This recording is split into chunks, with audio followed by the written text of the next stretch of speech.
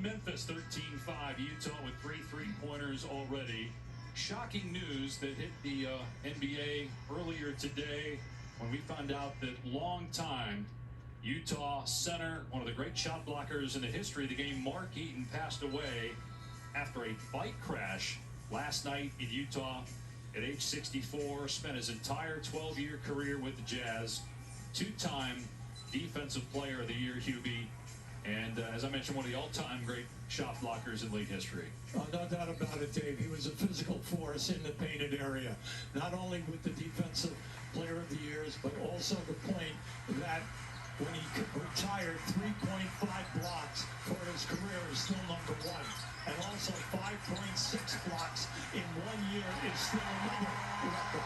Just a tremendous person who stayed close to the family of the Utah Jazz and the community. He will be sorely missed by everyone. All 12 seasons in the NBA spent with the Jazz, and he got very close to Rudy Gobert, and Israel Gutierrez has more on that.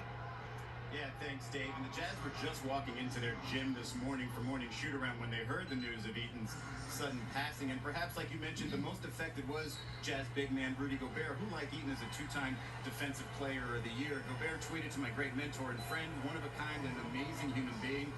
Going to miss our conversations, but I'll know you'll be watching. Joe Ingles added with a tweet that Eaton was one of the nicest guys around. And Utah Jazz coach Quinn Snyder helped understand how Eaton was such an impact on these players by saying he touched a lot of people in a very positive way. He had a great feel for people and for players. You could see that with Rudy, and it just became his passion. He had a way about him that would make you open up. You'd feel a lot better after you talked to him than you did before, guys. And when Rudy Gobert was a young player, Mark Eaton had him over to his house. And he was looking at the trophies. He said, what trophy's that? And Mark Eaton told him that's the Defensive Player of the Year trophy. And Rudy said, I want that. And Rudy now has 2 of his own. Dylan Brooks short. Got the offensive rebound out to Morant. Couldn't get the 3. Utah with a 14-7 lead. 5 minutes gone by here. Series tied at 1 apiece. Yeah, right now, in the early going, the defense from Memphis has got to get itself together.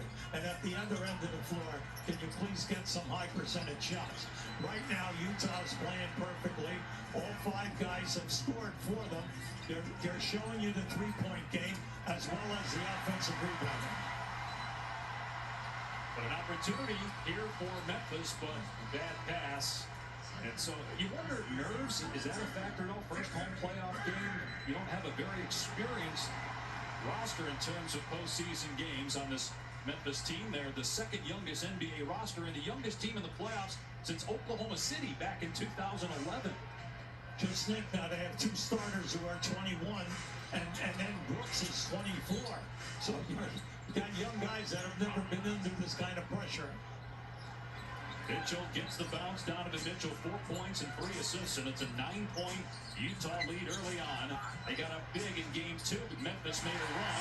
Sweet shot by John Morant off the glass. Now, if you've never seen Morant play, that's where he specializes. Once he gets in there, he can elevate, or he'll reach out with that long arms, and he'll give you that scoop shot with his left or his right hand. Now, just keep an eye on him right here. Now, once he gets down inside here, see that? Now you'd say, oh, that's a lucky shot. No, he makes that shot. And he's made it in the 2 previous games in traffic. Meanwhile, a foul called on Jaren Jackson. Valanciunas picked up a foul during a conversation, and Mark Eaton, it's a 13 foul on Memphis. Bogdanovich gets the first free throw. These aren't just the readers that go around. This isn't taking it to the rim. It's taking it home. That's the NBA playoffs. That's game. Suns trying to even that series at 2 games apiece tomorrow on ABC. See, when you look at Utah, not only are they a great 3-point shooting team, but 7 of their top 10 scorers shoot over 80% on the foul line, which is big, especially in this series. Morant has it blocked by Derek Favors. Here come the Jazz. Bogdanovich, who missed the playoffs last year due to injury, and he's averaging close to 24 points per game in this series. Mitchell wide open, but too strong. Offensive rebound. O'Neal, another offensive board for Utah. O'Neal, contested shot, missed it. Loose ball. Bodies hit the floor. Nice. And it was Bain on the court getting it ahead to Dylan Brooks. Brooks driving, blocked, but a foul on Utah. Now that's what you're looking for. When you're struggling, you have a young club out there. Fans are going wild in the crowd. The main thing is when you get the advantage on the break, you've got to come up with some type of a score, whether it's a field goal or getting to the foul. Now this guy, to me, he's like the heart and soul of this thing. At 6'6", he not only scores the ball. In this series right now, he's averaging 27 points. But the key, I've never seen this stat before. He's shooting 57% from the field, 57% in threes, and 57% on the foul line.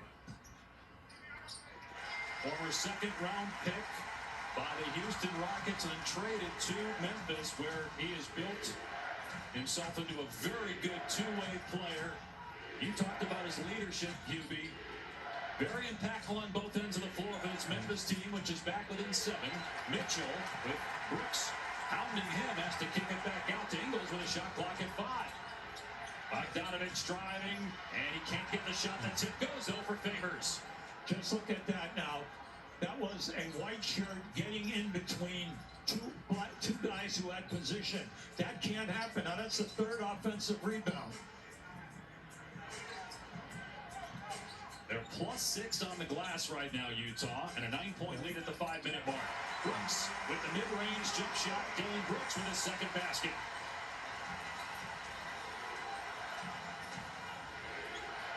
Fourth year out of Oregon. And he's right in the grill of Mitchell as soon as he makes them catch on the perimeter. A deadly 3-point shooter if he gets a little airspace. Mitchell pull up jumper and out. He's 2 for 6 from the floor. Yeah, but that was played well. Followed him over the screen, and then also you had 2 guys challenging the shot. Morant into the paint. So good with that push shot as he scores against Favors. All right, now think about this stat. You're out there, you're looking at this kid.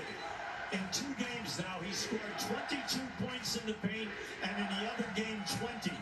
He's in there all night. Royce O'Neal comes back and drills a 3. The 4th three-pointer for Utah. The Jazz made 17 a game during the regular season. That's an NBA record. Morant takes it strong, hangs and finishes at the rim. Now you're watching him, he's never in a hurry. That was just beautifully done. He takes his time. Big thing now, a lot of pressure on the young Memphis players to play better half-court defense below the foul line. Mitchell driving. O'Neal open again. Hits another one. 3 three-pointers for Royce O'Neal. He averages just 7 points per game, and he's got 9 already here tonight. Well, it's the old story. If you're going to help on certain people, then you have to give up something.